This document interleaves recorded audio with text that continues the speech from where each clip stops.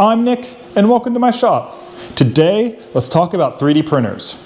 Are you not sure if this belongs in your shop? Well, I'm going to show you 5 prints that solve real woodworking problems, and you can decide if this belongs next to your chisels. Let's talk about what 3D printing is. You can take CAD drawings you created yourself or found online and use this machine to make them real.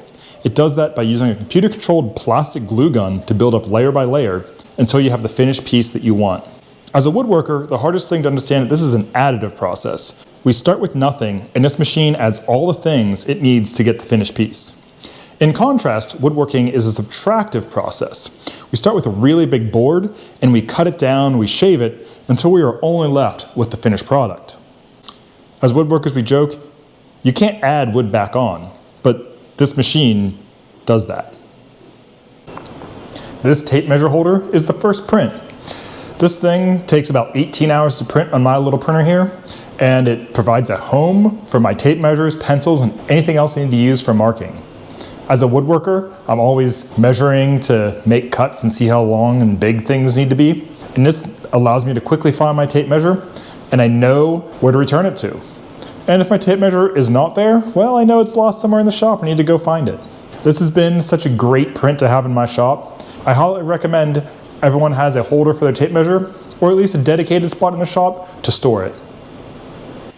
This print here, I'll talk about it in a minute. It's not done yet, so let's talk about another one. The next 3D print is a push stick. As woodworkers, we use these to keep our fingers away from the business ends of saw blades. You can actually make these yourself. I actually have one that I've used a lot, or you can get store-bought ones. But the 3D printer just makes it super easy.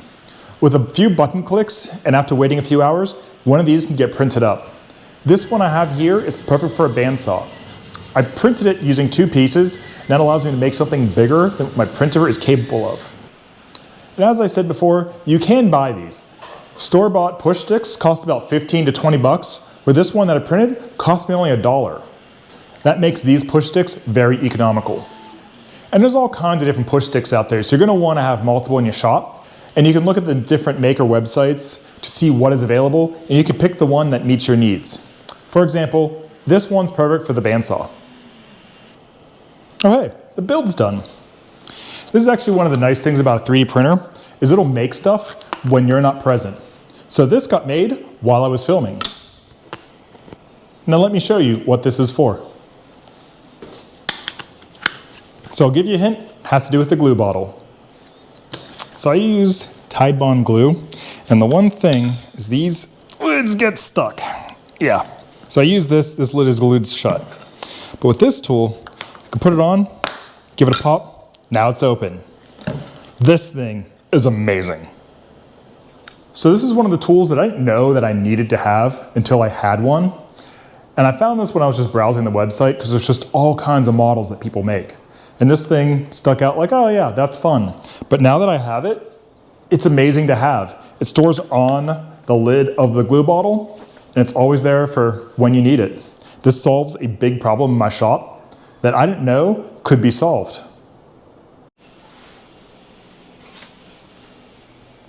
This next one is very situational. It is a rule of thirds caliper. So right now I'm working on a vase, and where this bottom part meets the top part, I want to have it to be about 1/3 from the bottom.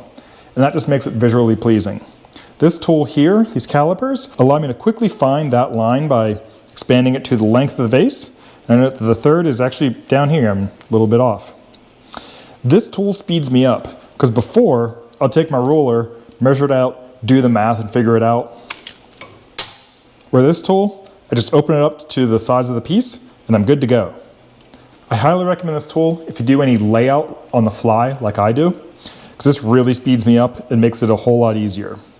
So much so that this thing always lives next to the lathe. This last one is not just a single print, but a whole system around organizing using a 3D printer.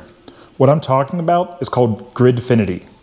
A few videos ago, I touched on how I optimize my workshop, and this system is what I use to organize my drawers. And it has been absolutely game-changing. So what you do is you start out with this grid.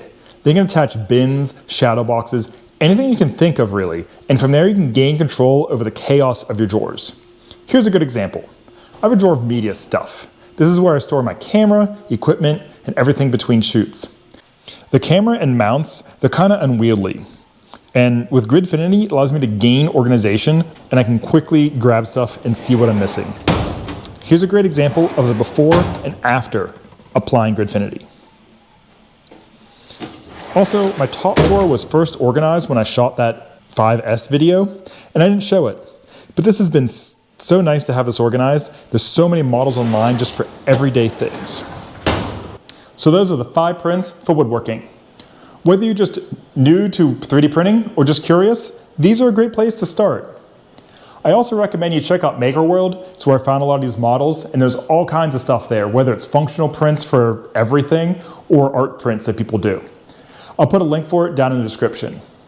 And if you're into woodworking, especially wood turning, I recommend you subscribe. That's what I do on this channel. Anyway, that's about it for today. Thanks for watching and have fun.